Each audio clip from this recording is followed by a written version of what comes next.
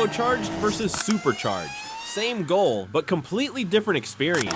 Turbochargers use exhaust gas to build boost, so when you hit the gas, there's a slight delay, then the power hits hard. That sudden surge is what gives turbos that punch. Superchargers are belt driven, which means the second you press the gas, you get instant power. No delay, just smooth, immediate response. That's why supercharged cars feel more linear, while turbo cars feel more explosive. Turbos are more efficient and can make big power, but superchargers are all about instant response and that signature whine. Both are insanely fast. They just deliver power in completely different ways.